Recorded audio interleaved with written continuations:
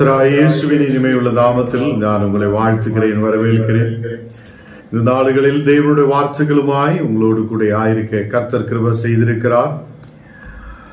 நாம் கூகுள் மீட்டாய் ஒன்று சேர்ந்து வர கூகுள் மீட்டாய் தேவனுடைய வார்த்தைகளை தியானிக்க கர்த்தர் நமக்கு கிருபை செய்திருக்கிறார். அவர் உண்மையான தேவனும் நம்மை ஆசீர்வதிக்கிறவருமாய் நம்மோடு கூட இருக்கிறார். நாம் ஜெபிக்கலாம். ஆண்டவரே, இந்த ராத்திரி வேளையில் அப்பா உம்முடைய பிரசனத்தால் நீர் எங்களை நிரப்புதற்காக ஸ்தோத்திரம். நீர் எங்களோடு கூட இருந்து எப்போதும் எங்களை வழி நடத்துத நல்ல தகப்பனா இருக்கிறதுக்காக ஸ்தோத்திரம். தேவனே, இந்த ராத்திரி வேளையிலப்பா எங்களை அர்ப்பணித்து ஒப்பு கொடுக்கிறேன். நீர் எங்களோடு கூட இரு. உம்முடைய பிரசனத்தால் நிரப்பு, தெய்வீக பிரசனத்தால் நிரப்பி நீர் எங்களை வழி நடத்துவதற்காக ஸ்தோத்திரம். வந்திருக்கிற ஒவ்வொரு பிள்ளைகளையும் நீர் ஆசீர்வதி. இந்த மக்களுடைய எல்லா தேவைகள் சந்திக்கப்பட ஆசீர்வதிக்கப்பட்ட மக்களாய் மாற்றப்பட நீர் கிருபை செய்யும். இந்த நாடுகளில் கர்த்தரே வசனத்தின் ஆழமான சத்தியங்களை புரிய, தேவனுடைய வார்த்தைகளை கேட்டு அதன்படி நடக்க தேவனே நீர் கிருபை செய்ததுக்காக ஸ்தோத்திரம். நாங்கள் வசன தியானத்துக்காக இப்போ ஒன்று சேர்ந்து கூடி வந்திருக்கும் போது தேவனே உம்முடைய பிரசனம் எங்கள் நடுவில் இறங்கட்டும். நாங்கள் ஆயிருக்கிற இடங்களில் எல்லாம் தெய்வீக பிரசனத்தால் நீர் எங்களை நிரப்பும். இன்னைக்கு வர வேண்டிய எல்லா மக்களையும் நீர் கூட்டி வருத்ததுக்காக ஸ்தோத்திரம். எங்களை முற்றிலும் தாழ்த்தி ஒப்பு கொடுக்கிறேன். தேவனே, நீர் எங்களோடு கூட இருந்து வழி நடத்தும். எல்லா சூழ்நிலைகளை மாற்றும், எல்லா கண்ணீரான சூழ்நிலைகளை மாற்றும், பலவீனதைகளை மாற்ற நீர் உண்மையுள்ள தேவனாயிருக்கிறதுக்காக ஸ்தோத்திரம். அநேக தேவைகளோடு மனபாரத்தோடு கவலையோடு வந்திருக்கிற ஒரு மக்களுக்காக ஜெபிக்கிறேன்.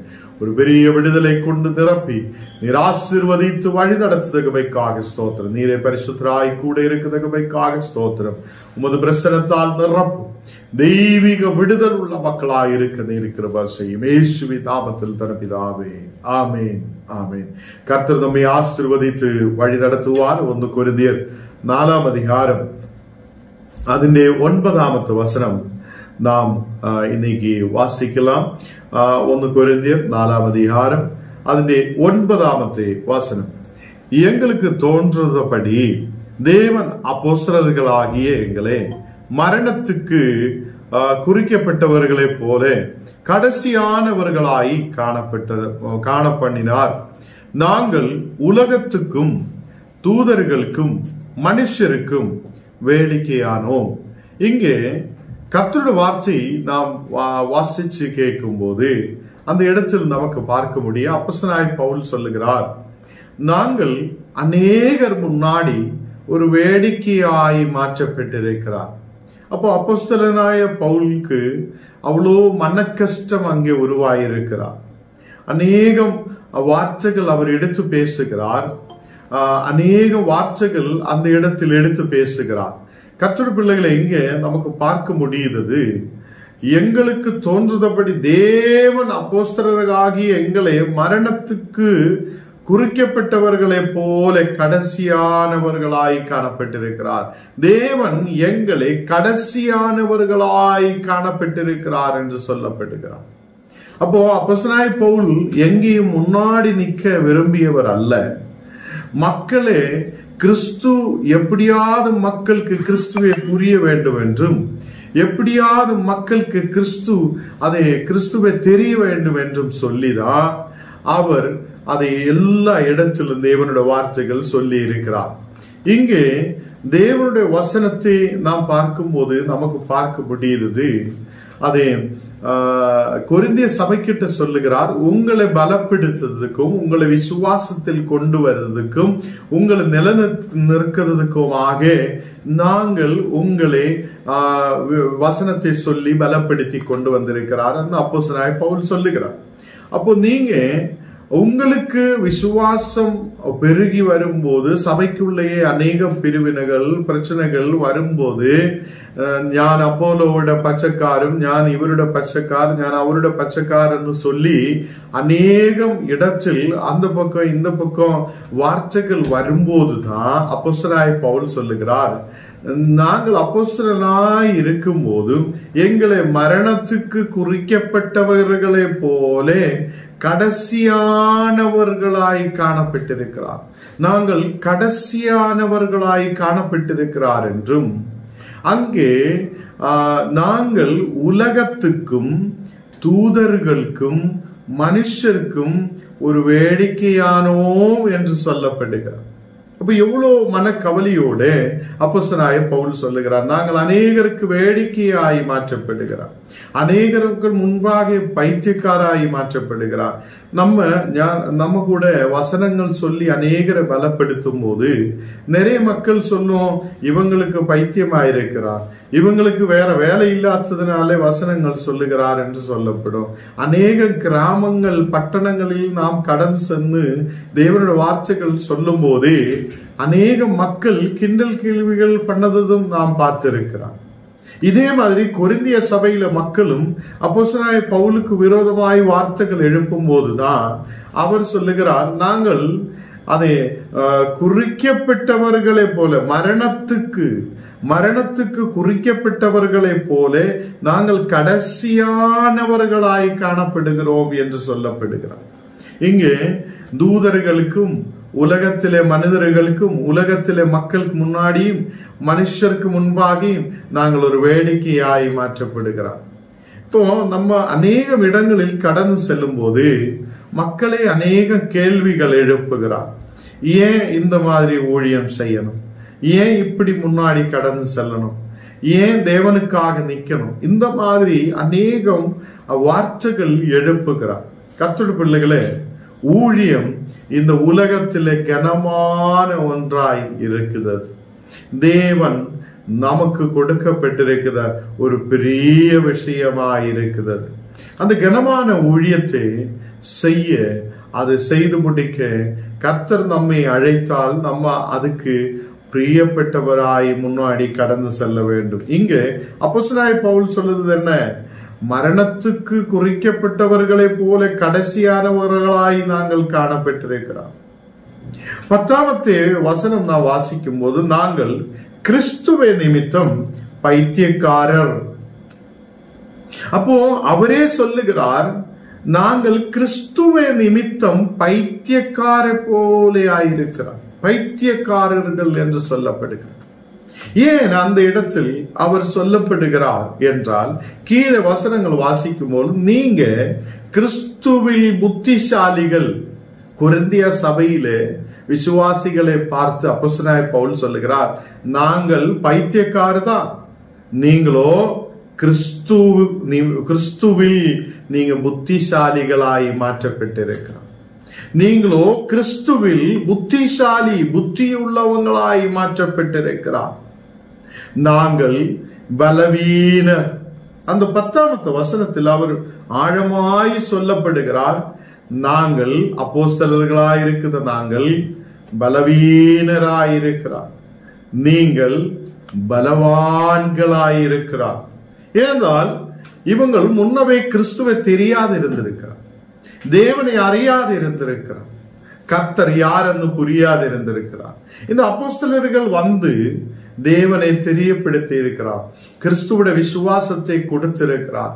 அந்த மக்கள் அவங்களுக்காக வந்து ஜபிச்சு ஆயத்தப்படுத்தி வரும்போது அவங்களோட நிலைகளில் ஒரு மாற்றம் வந்திருக்கிறார், அவங்களோட பணத்தில் செல்வங்களில் ஒரு மாற்றம் வந்திருக்கிறார், அவங்களுடைய வீடுகளில் ஒரு மாற்றம் வந்திருக்கிறார், அவங்களுடைய பிள்ளைகளில் ஒரு மாற்றம் வந்திருக்கும் போது அப்போஸ்தலர்களை கனம் பண்ணாமல், அப்போஸ்தலர்களுடைய வார்த்தைகளை கேட்காமல் அவர்கள் அவங்களுக்கு போதித்த மாதிரி முன்னாடி போகிறதை பார்த்துதான் இங்கே அப்போஸ்தலனாகிய பவுல் சொல்லுகிறார், நாங்கள் கிறிஸ்துவுக்கு முன்பாக கிறிஸ்துவே நிமித்தம் நாங்கள் பைத்தியக்காராயிருக்கிறோம், நீங்களோ கிறிஸ்துவில் புத்திசாலிகளாயிருக்கிறோம். அப்போ அவர் தன்னைத்தானே தாழ்த்தி அந்த மக்கள் கிட்ட சொல்லுகிறார், நீங்க கொரிந்திய சபை கிட்ட சொல்லுகிறார், நீங்க புத்திசாலிகளாயிருக்கிறோம். ஞானம் அநேக கிராமங்களிலும் பட்டணங்களிலும் கடந்து செல்லும் போது, அநேக இடத்திலெல்லாம் நாங்க கடந்து செல்லும் போது பார்க்குற ஒரு விஷயம், ஊழியக்காரர்களை காட்டிலும் அவங்க புத்திசாலிகள் என்று நினைக்கிறார், தேவனை காட்டிலும் புத்திசாலிகள் என்று நினைக்கிறார். அநேகர் நாங்கள் தான் பரிசுத்தவான்கள் என்று நினைக்கிறார், அநேகர் நாங்க தான் கர்த்தருக்கு பிரியமுள்ளவர் என்று நினைக்கிறார். அப்படி இல்லை. அந்த மக்கள் நமக்காக ஜெபிச்சதுனாலதான், அந்த ஊழியக்காரர்கள் நமக்காக. இப்போ ஓரோ மக்களும் நினைத்து பாருங்க, உங்களுக்கு சுவிசேஷத்தை அறிவித்த ஒரு பாஸ்டர் இருக்கும், உங்களுக்காக சபை நடத்திய ஒரு பாஸ்டர் இருக்கும், உங்களை கரம் பிடிச்சு முன்னாடி வசனத்தை நடத்தி முன்னாடி கொண்டு வந்தவங்க இருக்கும், விழுந்து கிடக்கும் போது கரத்தை பிடிச்சு முன்னாடி கொண்டு வந்தவங்க இருக்கும். இப்படி அநேக ஊழியக்காரை நமக்காக கொடுத்திருக்கும். இந்த நாளுகளில் தேவ பிள்ளைகளே, நாம் சுயமாய் வளர்ந்ததல்ல, நாம் ஏதோ நமக்காக விசுவாசத்தில் நம்மையே விசுவாசத்தில் வந்ததல்ல. இன்னைக்கு அநேகரை பார்த்தால் நாங்க தான் பரிசுத்தவான்கள், நம்ம மட்டும்தான் பரிசுத்தவான்கள். நிறைய சபைகள் இப்படியே பேசிட்டு போகிறோம். அநேகருக்கு மேல குறைகளை சொல்லிட்டு இருக்கிறான். இந்த சூழ்நிலையில் கொரிந்திய சபைக்குள்ளேயும் இப்படிப்பட்ட பிரச்சனைகள் இருந்திருக்கிறான். கொரிந்திய சபைகளுக்குள்ளேயும் கொரிந்திய தேசத்தில சபைகளுக்குள்ளேயும் இந்த மாதிரி பிரச்சனைகள் இருந்திருக்கிறான். அப்போஸ்தலர்களுக்கு கீழ்ப்படிந்திருக்காத மக்கள், பணமும் செல்வங்களும் அநேகம் பணத்திலும் நல்ல செல்வங்களிலும் வளர்ந்து வந்த போது அவங்களே ஆட்சி செய்து முன்னாடி போக விரும்பி இருக்கிறார். அதுதான் நேற்று தினத்தில் நாம் பார்த்த வசனங்களில் எல்லாம் நீங்கள் ஆளுதவராய் இருக்கிறார் என்று சொல்லப்படுகிறார். கர்த்தருடைய பிள்ளைகளே, இங்க 10வது வசனத்தில் அப்போஸ்தலனாகிய பவுல் சொல்லுகிறார், நாங்கள் கிறிஸ்து நிமித்தம் பைத்தியக்காராயிருக்கிறோம்.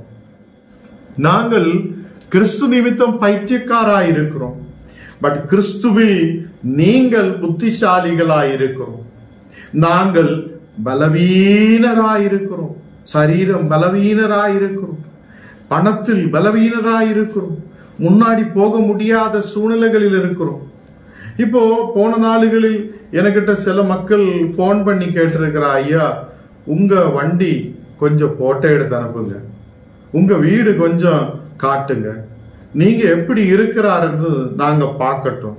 இந்த நாளுகளில் நம்ம கண்ணாலே பார்க்கிற சில விஷயங்களுக்கு பின்னாலே தான் போய்கொண்டிருக்கிறார். அந்த பாஸ்டர் எவ்வளோ பயங்கரமாய் வீடு வைத்திருக்கிறார், எவ்வளோ பயங்கரமாய் கார் வைத்திருக்கிறார், எவ்வளோ பயங்கரமான பணம் இருக்கிறார், அவனுக்கு பின்னால்தான் போக மக்கள் இருக்கிறார். ஆவிக்குரிய நிலையில் யார் இருக்கிறார் என்று பார்க்க விரும்புவதில்லை. ஜெபிக்கிற ஊழியக்காரர் யார் இருக்கிறார் என்று பார்க்க முடியதில்லை. இந்த நாளுகளில் ஜெபித்து ஆயத்தத்தோட ஜெபிச்சு முன்னாடி போகிற ஊழியக்காரர்களுக்கு பின்னாலே போக இன்னைக்கு மக்களுக்கு முடியதில்லை. அவங்க தேடுகிறார், ஊழியக்காரனுக்கு எவ்வளவு இருக்கிறார், ஊழியக்காரனுக்கு எவ்வளவு நன்மை இருக்கிறார், ஊழியக்காரனுக்கு எவ்வளவு செல்வம் இருக்கிறார். இப்படி அல்ல கர்த்தர் நமக்கு காட்டி கொடுத்தது. அந்த அப்போஸ்தலனாகிய பவுலுக்கும் அப்போஸ்தலனாகிய பேதுரு, யோவான் இவங்களுக்கெல்லாம் ஒன்றுமே இல்லாத எல்லாம் விட்டு அவங்க கிறிஸ்துவுக்கு பின்னாலே சென்றிருக்கிறார். அவங்களை எவ்வளவு சேர்த்து வைத்திருக்கிறார், அவங்களுக்கு என்று சொல்லி என்ன அவங்களை உருவாக்கி இருக்கிறார். அதனாலதான் அப்போஸ்தலனாகிய பவுல் சொல்லுகிறார், நாங்கள் கொரிந்திய சபைக்காக அவ்வளவு கஷ்டப்பட்டு இருக்கிறார், நாங்கள் கொரிந்திய சபைக்காக அவ்வளோ பாரப்பட்டு இருக்கிறார். உங்களே அஸ்திவாரத்தின் மேல், கிறிஸ்துவாக அஸ்திவாரத்தின் மேல் வைத்து முன்னாடி கொண்டு வர நாங்கள் கஷ்டப்பட்டு இருக்கிறார். நீங்களோ உங்களுக்கு பிடித்த மாதிரி அப்படியே முன்னாடி போகிறார் என்று நேற்று தினத்தில் நாம் வாசிச்சு வசனத்தை கேட்டிருக்கிறார். கர்த்தர் பிள்ளைகளை, இந்த நாடுகளில் இங்கே அப்போஸ்தலனாகிய பவுல் ரொம்ப மனக்கவலையோடு சொல்ற விஷயம்தான், நாங்கள் பலவீனராயிருக்கிறோம், நீங்கள் பலவான்களாயிருக்கிறோம், நீங்கள் கனவான்களாயிருக்கிறோம், நாங்கள் கனவீனராயிருக்கிறோம். அப்போ அந்த நாடுகளில் அப்போஸ்தலனாகிய பவுல் சொல்லுகிறார், நீங்க நல்ல சாப்பிட்டு நல்ல கனமாயிருக்கிறோம், நாங்களோ கனவீனராயிருக்கிறோம். அப்போ அப்போஸ்தலனாகிய பவுல் அவங்களோட கஷ்டத்தை எடுத்து சொல்லுகிறார். நாங்கள் உங்களுக்காக கஷ்டப்பட்டிருக்கிறோம், நாங்கள் உங்களுக்காக உழைத்திருக்கிறார், நாங்கள் பாடுகள், கஷ்டங்கள், பலவீனதைகள் எல்லாம் எடுத்திருக்கிறார் என்று சொல்லி அங்கே சொல்லப்படுகிறார். தேவனுடைய பிள்ளைகளே, இந்த நாளையில் அப்போஸ்தலனாகிய பவுல் ஏன் அந்த மாதிரி சொல்லுகிறார் என்றால், அந்த மக்கள் இப்படிப்பட்ட சூழ்நிலையில் அவங்களுக்கு ஏதோ ஒரு ஊழியக்காரர் அப்போலோவுக்கு பின்னாலே போக விரும்புகிறார், பவுலுக்கு பின்னாலே போக விரும்புகிறார். அப்போ அப்போஸ்தலனாகிய பவுல் சொல்லுகிறார், நீங்க அங்கே இங்கே ஏன் அலைகிறார், நீங்க கிறிஸ்துவுக்கு பின்னாலே செல்லுங்க. நீங்க யாருக்கு பின்னாலே செல்ல வேண்டும்? கிறிஸ்துவுக்கு பின்னாலே செல்ல வேண்டும். எண்ணெய்க்குள்ள கொதிக்கிற எண்ணெய்க்குள்ள முன்னாடி உள்ள மக்களை எடுத்து போட்டிருக்கிறார். அந்த மக்கள் அப்போதும் சொல்லுகிறார், நாங்க கிறிஸ்துவை விட்டு விலக மாட்டேன். நீங்க எண்ணெய்க்குள்ள எங்களை எடுத்து போட்டாலும், நாங்கள் எங்களோட உயிர் போய்விட்டாலும் நாங்க கிறிஸ்துவை விட்டு பின்னாலே போக மாட்டேன். இன்னைக்கு ஒரு நேரத்து சாப்பாடுக்காக கிறிஸ்துவை விட்டு விடுகிறார். ஒரு நேரத்துக்கு ஏதோ ஒரு விஷயத்தை, ஒரு கொஞ்சம் பணத்துக்காக நாம் கொஞ்சம் பட்டையெல்லாம் போட்டு மலையெல்லாம் போட்டு நாம் உலகக்கார மாதிரி ஓடிட்டு இருக்கிறோம். நாம் கொஞ்சம் பணத்துக்காக உலகத்தார் மாதிரி ஓடுத சூழ்நிலைகள் உண்டாகிறார். இந்த மாதிரி சூழ்நிலைகள் நம் வாழ்க்கையில் இருந்து மாற்றப்பட வேண்டும். நாம் கிறிஸ்துவை தரித்தவங்களாய், கிறிஸ்துவோடு கூட சேர்ந்து இருக்கிறவங்களாய், கிறிஸ்து நம்மில் இருக்கிறவங்களாய் இருக்கும் போது நாம் கிறிஸ்துவுக்கு ஒத்த மாதிரி முன்னாடி கடந்து செல்ல வேண்டும். இல்லாத அவங்கள்ட்ட பக்கத்தில் போகும்போது அவங்களை போடுற மாதிரி வேஷவும், இவங்களோட பக்கத்தில் வரும்போது இவங்களை போடுற மாதிரி வேஷவும் நாம் போடக்கூடாது. நாம் கிறிஸ்துவோட பிள்ளைகளாய் இருக்குதுன்னா ஒரே மாதிரி ஒரே விசுவாசத்துக்கு பின்னாலே நாம் கடந்து செல்ல வேண்டும். இந்த நாடுகளில் அநேக மக்கள் இப்படிதான் இருந்திருக்கிறார். அந்த கொரிந்தியா தேசத்தில் அநேக வியாபாரங்கள் நடக்கும். வியாபாரங்கள் நடக்கும் போது அந்த மக்களுடைய அவங்களோட நினைவுகள், அவங்களோட யோசனை எல்லாம் அந்த வியாபாரத்துக்குள்ளதான். அவங்களுக்கு ஆலயத்தை பற்றி எந்த யோசனையும் இல்லை. அந்த கொரிந்தியா மக்கள் அவங்க உலகத்துக்கு ஏற்ற மாதிரி போய்கொண்டு இருந்திருக்கிறார். நாம் ஆலயத்தை குறித்தும் விசுவாசத்தை குறித்தும் கொஞ்சம் யோசனையுள்ளவராய் இருக்க வேண்டும். நாம் ஆலயத்தை குறித்தும் விசுவாசத்தை குறித்தும் நாம் நல்ல விசுவாசத்தோடு முன்னாடி போகிற மக்களாய் இருக்க வேண்டும். இந்த நாளுகளில் கர்த்தர் பிள்ளைகளே, இங்க 11ஆம் வசனத்தில் நான் வாசிக்கும் போது, இந்நேரம் வரைக்கும் பசி உள்ளவர்களும், நாங்க இந்நேரம் வரைக்கும் பசி உள்ளவர்களாய் இருக்கிறோம் என்று யாரு சொல்லுகிறார்? அப்போஸ்தலனாகிய பவுல் சொல்லுகிறார். நாங்கள் கொரிந்திய சபையில் மக்கள்கிட்ட அவர் பேசும்போது, எழுதும் போது, அந்த நிருபம் எழுதும் போது சொல்லப்படுகிறார், நாங்க உங்களுக்கு முன்பாக நாங்கள் பசியுள்ளவராய் இருக்கிறோம். எத்தனையோ ஊழியக்கார் இன்னைக்கு பசியோட, பஞ்சத்தோட, கஷ்டத்தோட கர்த்தருக்காக ஊழியம் செய்கிறார், ஆண்டவருக்காக முன்னாடி கடந்து செல்லுகிறார். கர்த்தர் பிள்ளைகளே, நாம் இன்னைக்கு பாடுகள் எடுத்து முன்னாடி போக விரும்புவது இல்லை. நாம் இன்னைக்கு ஸ்பாஞ்சு மேல நடக்க விரும்புகிறார். எப்படியாவது என்னோட காலில் முள்ளு விடக்கூடாது, எந்த காலில் எப்படியாவது கல்லு விடக்கூடாது, நான் எப்படியாவது அதை நல்லபடி ஸ்பாஞ்சிலே நடக்கணும், அந்த பெட்டு மேலே நடக்கிற மாதிரி நடக்கணும்னு நாம் யோசிக்கிறார். அப்படி அல்ல இன்னைக்கு ஊழியம். அவர் சொல்லுகிறார், அப்போஸ்தலனாகிய பவுல் சொல்லுகிறார், நாங்கள் இந்நேரம் வரைக்கும் பசி உள்ளவர்களாய் இருக்கிறோம், தாகம் உள்ளவர்களாய் இருக்கிறோம், நிர்வாணிகளும் குற்றுண்டவர்களும் அது தங்க இடமில்லாதவர்களுமாய் இருக்கிறோம் என்று சொல்லப்படுகிறார். கர்த்தர் பிள்ளைகளே, இங்க வசனத்தில் சொல்லுகிறார், தங்க இடமில்லாதவர்களாய் இருக்கிறோம். அநேகர் இன்னைக்கு கேட்கிற கேள்விகள், உங்களுக்கு என்ன இருக்கிறார், உங்களுக்கு என்ன இருக்கிறார், உங்களுக்கு எவ்வளவு இது இருக்குதா? அப்பதான் ஒரு ஊழியக்காரன் பின்னாலே போக விரும்புகிறான். விசுவாசம் இருக்குதான்னு பாக்குது இல்லை, ஒரு ஊழியக்காரன் நல்லா ஜெபிக்குதான்னு பாக்குது இல்லை, ஒரு ஊழியக்காரன் நல்ல வசனங்கள் சொல்லுதா, தேவனுக்காக நல்லபடி நிக்குதா என்று பாக்குது இல்லை. அவனுக்கு எவ்வளவு பணம் இருக்குது, அவனுக்கு எவ்வளவு செல்வம் இருக்குது, அவனுக்கு உலகத்தில் என்ன ஐஸ்வர்யம் இருக்குதுன்னு பார்த்துதான் இன்னைக்கு மக்கள் ஒரு ஊழியக்காரன் பின்னாடி செல்லுகிறார். இங்கே அப்போஸ்தலனாகிய பவுல் சொல்லுகிறார், இந்நேர வரைக்கும் நாங்க பசி உள்ளவராய் இருக்கிறோம். ஏன் அன்னைக்கு இயேசு கொடுக்க முடியாதா? ஏன் அன்னைக்கு அவங்களுக்கு செல்வங்கள் தேவையில்லையா? ஏன் அன்னைக்கு அவங்களுக்கு எதுவும் தேவையில்லையா? அவங்க விசுவாசத்தோடு நின்றிருக்கிறார். இருந்தாலும் இல்லைன்னாலும், எது இருந்தாலும் இல்லைன்னாலும் நாங்கள் கர்த்தருக்காக வாழுவேன், நாங்கள் கர்த்தருக்காக நிற்குவேன், நாங்கள் கர்த்தருக்காக முன்னாடி கடந்து செல்வேன். ஹல்லேலூயா.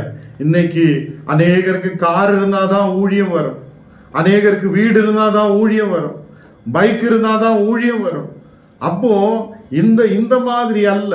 முன்னாடி உள்ள ஊழியக்கார் ஒரு ட்ரெஸ் வெள்ளை சட்டு மட்டும், ஒரு வெள்ளை சட்டு வச்சு அதை துவைச்சு காலையில போட்டு 7 நாளும் அந்த ட்ரெஸ் தான். 1 மாசம் துவைச்சு வெள்ளை சட்டும் வெள்ளை பேண்டும் வெள்ளை வேஷ்டியும் போட்டு ஊழியத்துக்கு போன அநேகம் ஊழியக்காரர் இருக்கிறார். அப்படிதான் நம்ம கிறிஸ்தவம் வளர்ந்து இருக்கிறார். அப்படிதான் கிறிஸ்துவுக்காக அநேகர் நின்றிருக்கிறார். அதனாலதான் வெள்ளை சட்டு வெள்ளை பேண்ட் போட்டு அநேகம் பாஸ்டர்மார் முன்னாடி போகிறது. அவங்ககிட்ட நான் கேட்கும் போது, ஏன் ஐயா இந்த மாதிரி வெள்ளை சட்டும் வெள்ளை பேண்ட் போடுகிறாருன்னு கேட்கும் போது, ஒரு சட்டும் ஒரு பேண்டும் தான் இருக்குது ஐயா. அந்த ஒரு சட்டும் ஒரு பேண்டும் துவைச்சு போட்டு போகும்போது மக்கள் வெள்ளதானே போடுது, எந்த சட்டு எவ்வளவு இருக்குதுன்னு தெரியாது இருக்கிறதுக்காக அவங்க முயற்சி எடுத்து கடந்து சென்றிருக்கிறார். அவ்வளோ கஷ்டத்துக்குள்ள ஊழியங்கள் செய்த மக்கள் இருக்கிறார். இந்த நாளுகளில் கஷ்டத்தை எடுக்க நமக்கு முடியதில்லை.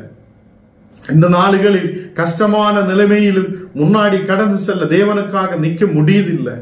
அவர் சொல்லுகிறார், நாங்கள் அதை துணி இல்லாத இருந்த சூழ்நிலைகள் இருக்கிறார், தாகமா இருந்த சூழ்நிலைகள் இருக்கிறார், பசி உள்ளவராயிருந்திருக்கிறார், தங்குறதுக்கு ஒரு நேரம் தங்குறதுக்கு கொஞ்சம் தூங்குறதுக்கு இடம் இல்லாத இருந்திருக்கிறார் என்று சொல்லப்படுகிறது. இருக்குத சூழ்நிலை கிறிஸ்துவுக்காக நிக்குவேன் என்று சொல்லி முன்னாடி வருதவங்க தான் உண்மையான கிறிஸ்தவங்கள். ஹல்லேலூயா.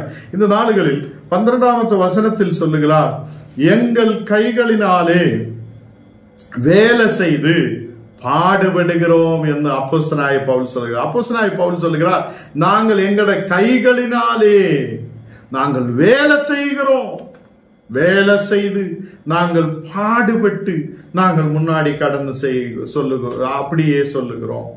அப்போ அவங்களும் வேலை செய்கிறார், அந்த ஊழியக்காரர்களும் வேலை செய்து அவங்கள் முன்னாடி கடந்து செல்லுகிறார், கஷ்டப்படுகிறார். பலவீனமான சூழ்நிலையிலும் அவங்க கஷ்டப்பட்டு ஊழியங்கள் செய்ததை நாம் பார்க்கிறோம். இன்னைக்கு அப்படி அல்ல. கஷ்டப்பட யாருக்கு முடியதில்லை. இன்னைக்கு கஷ்டப்பட யாருக்கு முடியதில்லை. எனக்கு அப்படியே பரலோகம் கிடைக்கணும், எனக்கு அப்படியே எனக்கு பெரிய பங்களா கிடைக்கணும், இப்படிதான் நம்ம வாழ்க்கை போய் கொண்டிருக்கிறார். இப்படி அல்ல கிறிஸ்தவம், இப்படி அல்ல நம்ம ஊழியம். இன்னைக்கு இங்கே அப்போஸ்தலனாகிய பவுல் அன்னைக்கு எவ்வளவு பெரிய பங்களா கட்டி இருக்கிறார், எவ்வளவு பெரிய வீடு கட்டி இருக்கிறார், எவ்வளவு பெரிய நிலம் வாங்கி இருக்கிறார். அப்படி அல்ல. இங்கு நமக்கு பார்க்கும்போது அவரே சொல்லுகிறார், நான் பசியோட இருந்திருக்கிறார், கஷ்டத்தோட இருந்திருக்கிறார், தாகத்தோட தண்ணீர் இல்லாத சூழ்நிலையில் இருந்திருக்கிறார் என்று சொல்லப்படுகிறார். கர்த்தருடைய பிள்ளைகளே, அப்ப நாம் எந்த கஷ்டத்தையும் எடுக்கிறது இல்லை. நமக்கு அதை காட்டிலும் பெரிய பாக்கியத்தை கர்த்தர் கொடுத்திருக்கிறார், பெரிய நன்மைகளை கொடுத்திருக்கிறார், பெரிய ஆசீர்வாதங்களை கொடுத்திருக்கிறார். இங்கே கர்த்தருடைய வார்த்தை சொல்லுகிறார், நாங்கள் எங்கள் கைகளினாலே வேலை செய்து பாடுபடுகிறோம் என்று அப்போஸ்தலனாகிய பவுல் சொல்லுகிறார். வையப்பட்டு நாங்கள் ஆசீர்வதிக்கிறோம். எங்களுக்கு உடம்பு பலவீனம் இருந்தா கூட நாங்கள் உங்களை ஆசீர்வதிக்கிறோம் என்று அப்போஸ்தலனாகிய பவுல் சொல்லுகிறார். இப்ப ஞான் கூட நாங்கள் ஜபத்துக்கு யாரு கூப்பிட்டாலும் ஞான் ஓடி வருகிறார், எங்க கூப்பிட்டாலும் ஞான் ஓடி வருகிறார். இதுக்காக எங்களுடைய உடம்பு பிரச்சனை இருந்தாலும் கூட நாங்கள் ஓடி வந்து உங்களுக்காக ஜெபிக்கிறார். எதுக்காக? கிறிஸ்துவுக்காக நாம் நிலைநிற்க விரும்புகிறார். ஹல்லேலூயா. இன்னைக்கு என்ன கேட்கிற கர்த்தருடைய பிள்ளைகளே, நாம் உலகத்தில் ஏதோ சாதித்திருக்கிறார் என்று நினைக்கலாம். நாம் உலகத்தில் ஏதோ நம்ம எல்லாம் நேடி இருக்கிறார், நமக்கு எல்லாம் இருக்கிறார் என்று நாம் நினைக்கலாம். எதுவுமே நம்ம இல்லை, எதுவுமே நம்ம இல்லை. இந்த நாளுகளில் இந்த உலகத்தில் இருக்கிற எதுவும் நம்மை முன்னாடி கொண்டு போக மாட்டேன். கிறிஸ்துவின் அன்பு மட்டும்தான், கிறிஸ்துவின் அன்பு மட்டும்தான் நம்மை முன்னாடி கொண்டு போகுவார். இங்க வசனத்தில் சொல்லுது, நாங்கள் ஒரு குப்பையை போல இருந்திருக்கிறார். குப்பை, நம்ம வீட்டுல குப்பை இருந்தா என்ன பண்ணும்? நம்ம வீட்டில் குப்பை இருந்தா என்ன பண்ணும்? அந்த குப்பையை நம்ம பெருக்கி எடுத்து தூசி அடிச்சு அப்படியே எடுத்து போடும். கர்த்தருடைய பிள்ளைகளை இந்த நாடுகளில் அப்போஸ்தலனாகிய பவுல் சொல்லுகிறார், நாங்கள் குப்பையை போல இருந்தோம் என்று சொல்லப்படுகிறார். அப்போ எல்லாரும் துடைத்து போடுகிற அழுக்கு போல ஆனோம் என்று சொல்லப்படுகிறார். தேவ பிள்ளைகளே, இங்கு இன்னைக்கு நாம் கேட்ட வசனத்தில் அப்போஸ்தலனாகிய பவுல் அவருடைய மனசில் இருக்கிற சில விஷயங்களை கொரிந்திய சபையோடு எடுத்து சொல்லுகிறார். அவங்களுடைய பாடுகள், கஷ்டங்கள், பலவீனதைகள் எடுத்து சொல்லுகிறார். இருந்தாலும் அந்த கஷ்டம் இருந்தாலும் நான் உங்களுக்காக ஊழியம் செய்கிறோம் என்று அப்போஸ்தலனாகிய பவுல் சொல்லுகிறார். இன்னைக்கு நீங்களும் கஷ்டத்தை பார்த்து பயப்படாதீங்க. அந்த கஷ்டத்திலும் பலப்படுத்துத தேவன் நம்மோடு கூட இருக்கிறார். அந்த தேவன் உங்களை பலப்படுத்துவார். தேவன் உங்களுக்கு எல்லா வழிகளையும் துறப்பார். நீங்க கர்த்தருக்காக நில்லுங்கள், விசுவாசத்தோடு நில்லுங்கள். இந்த தேவ ஊழியக்காரர்களோடு கூட சேர்ந்து, சபையோடு கூட சேர்ந்து முன்னாடி நிற்கும் போது கர்த்தர் உங்களை ஆசீர்வதிப்பார். நீங்க போகிற சபைகளில் உண்மையுள்ளவராயிருக்க நீங்க விரும்புங்கள். நீங்க இருக்கிற இடங்களில் உண்மையுள்ளவராயிருக்க விரும்புங்கள். கஷ்டத்தை பார்த்து இந்த விசுவாசத்திலிருந்து பின்னாடி போகுறதுக்கு அல்ல, நீங்க முன்னாடி போகுறதுக்காக தேவன் உங்களை அழைத்திருக்கிறார். நாம் ஜெபிக்கலாம். ஆண்டவரே, இந்த ராத்திரி காலத்தில் அப்பா, ராத்திரி வேளையிலே உம்மை துதிக்க, உம்முடைய வார்த்தைகளை கேட்க நீர் எங்களுக்கு கிருபை செய்தீரே, அதுக்காக நன்றி. இந்த ராத்திரி காலம் கர்த்தரே, நீர் எங்களை பலப்படுத்தி ஆசீர்வதிக்கிற தேவன், எங்களோடு கூட இருக்கிறவர். எல்லா பாடுகள், கஷ்டங்கள், பலவீனதைகள் இருந்தாலும் பலத்தோடு உம்மை பின்பற்றி போக வேண்டும் என்று இன்னைக்கு வார்த்தை நீர் கொடுத்ததுக்காக ஸ்தோத்திரம். ஆண்டவரே, அப்போஸ்தலனாகிய பவுல் அவ்வளோ கஷ்டத்தை எடுத்திருக்கிறார். ஊழியத்துக்காக, கொரிந்திய சபைக்காக, அநேகம் இடங்களுக்காக அவர் அநேகம் கஷ்டங்கள், பாடுகள், துன்பங்கள் எடுத்திருக்கிறார் என்று இன்னைக்கு வேதத்தில் நாங்கள் பார்த்திருக்கிறார். தேவனே, இந்த நாடுகளில் எல்லா கஷ்டத்திலும் நீர் எங்களோடு கூட இருக்கிறார் என்ற விசுவாசத்தோடு முன்னாடி கடந்து செல்ல, உமக்காக உண்மையோடு நிற்கப்பட நீர் எங்களை பலப்படுத்துவதற்காக ஸ்தோத்திரம். ஆண்டவரே, உம்முடைய ஊழியத்துக்காக, விசுவாசத்துக்காக முன்னாடி நிற்கிற பிள்ளைகளாய் இருக்க நீர் கிருபை செய்யும். இன்னைக்கு யாரெல்லாம் வியாதியோடு, பலவீனதையோடு, பாரத்தோடு, கண்ணீரோடு ஜெபிக்கிறோம், அந்த மக்கள் மேல் ஒரு விடுதல் உண்டாகுவதற்காக ஸ்தோத்திரம். ஆண்டவரே, வியாதிகள் இயேசுவின் நாமத்தில் குணமடையப்படட்டும். ஒரு விடுதல் உள்ள மக்களாயிருக்க நீர் கிருபை செய்யும். இன்னைக்கு அப்பா, யாரெல்லாம் சமாதானம் இல்லா, மன கவலையோடு, கண்ணீரோடு இந்த வசனங்கள் கேட்குதோ, அந்த மக்கள் மேல் ஒரு விடுதல் உண்டாகட்டும், ஒரு சமாதானத்தை கொண்டு தரப்பட்டும். குடும்ப சமாதானம் இல்லாது இருக்கிற மக்களுக்காக விசேஷால் ஜெபிக்கிறேன். குடும்பங்களில் ஒரு சமாதானம் உண்டாகட்டும். வேலைகளுக்காக கடந்து செல்த, வியாபாரங்களுக்காக கடந்து செல்த ஓரோ மக்களையும் உன்னுடைய கரத்தில் ஒப்பு கொடுக்கிறேன். எல்லா மக்களையும் ஆசீர்வதித்து பலப்படுத்தும். எல்லா வேலைகளில் உயர்ச்சி உண்டாக நீ கிருபை செய்யும். எங்களை முற்றிலும் தாழ்த்துகிறேன், அர்ப்பணிக்கிறேன். ஆண்டவரே, நீர் எங்களை பலப்படுத்தி ஆசீர்வதித்து முன்னாடி நடத்தும். நாளை தினத்தில் எல்லாரும் கடந்து வர நீர் கிருபை செய்யும். இயேசுவின் நாமத்தில் தன் பிதாவே, ஆமேன், ஆமேன். கர்த்தர் உங்களை ஆசீர்வதித்து பலப்படுத்துவார். ஆமேன், ஆமேன்.